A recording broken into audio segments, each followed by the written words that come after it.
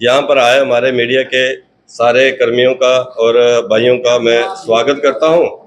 और कल का दिन 9 जून को माननीय प्रधानमंत्री नरेंद्र भाई मोदी जी की सरकार के 11 वर्षों का कार्यकाल पूरा हुआ। कल देश को हमारे माननीय राष्ट्रीय अध्यक्ष श्री जगत प्रकाश नड्डा जी ने उद्बोधन दिया, प्रेस कॉन्फ्रेंस की और 11 साल के कार्यों का उन्होंने वहां बताया। लेकिन 11 साल के कामों को हम आधे घंटे की प्रेस कॉन्फ्रेंस में माननीय प्रधानमंत्री नरेंद्र भाई मोदी जी के कामों को पूरा नहीं गिनवा सकते। ये एक थोड़ा सा हम ट्रेलर बता सकते हैं कि किस ढंग से 11 वर्षों में भारतीय जनता पार्टी अपने भारत जो है वो कहाँ खड़ा था और 11 वर्ष के बाद माननीय प्रधानमंत्री नरेंद्र भाई मोदी जी के सरकार में वो भारत हर क्षेत्र में कितना आगे बढ़ा है, वो जो बात जो है मैं आपके सामने रखना चाहता हूँ। गरीब कल्याणकारी हमारी जो योजनाएं हैं, विकसित भारत का अमृत काल जो है वो अब इस समय चल रहा है। हम ये मान के चलते हैं कि जो एक लक्ष्य माननीय प्रधानमंत्री नरेंद्र भाई मोदी जी ने विकसित भारत का लिया है, उसका अमृत काल चल रहा है और 2047 में भारत विकसित हो, भारत दुनिया के अंदर हर क्षेत्र में नंबर 1 पर आए, इसका एक वचन जो है वो भारतीय जनता पार्टी और माननीय प्रधानमंत्री जी ने संकल्प लिया हुआ है। उसी को लेकर ये सरकार काम कर रही। साथियों, मैं इतना कहना चाहूंगा कि 11 वर्ष से पहले अगर 60 वर्ष कांग्रेस की सरकार रही, उन्होंने इस देश को जातिवाद में बांटा, इन्होंने तुष्टीकरण की राजनीति की, देश को खंडित किया।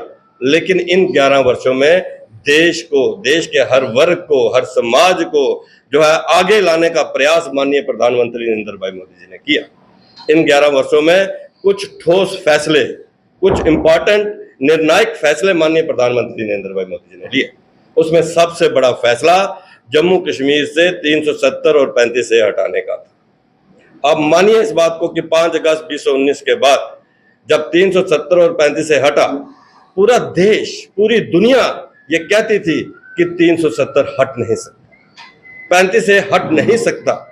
ऐसे काम को उन्होंने हटाया, पार्लियामेंट के अंदर थंपिंग मेजॉरिटी के साथ 370 और 35 को हटाकर जम्मू कश्मीर को पूरे तरीके से भारत के साथ जो है वो जोड़ा।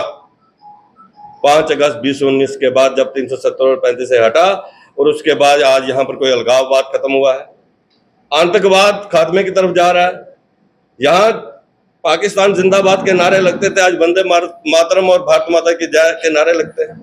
कश्मीर के अंदर जो युवा पत्थरबाजी करते थे, आज उनके हाथ में तिरंगे हैं। जिस लाल चौक में तिरंगा फहराना एक बहुत मुश्किल काम था, जैसे लाहौर के अंदर तिरंगा फहराना, वैसे कश्मीर के लाल चौक के अंदर तिरंगा फहराने के बराबर था। आज तिरंगा रैलीज निकल रही हैं, हर घर में तिरंगा जो है वो लहरा रहा है। इतना बड़ा फैसला जो है वो माननीय प्रधानमंत्री नरेंद्र भाई मोदी जी ने किया और जम्मू कश्मीर को पूरे तरीके से आज अलगाववाद मुक्त किया। दूसरा बड़ा फैसला अगर हम देखेंगे, एक ट्रिपल तलाक का फैसला उन्होंने, जो ट्रिपल तलाक को हटाया, कानून बनाया कि ट्रिपल तलाक जो है वो नहीं चलेगा।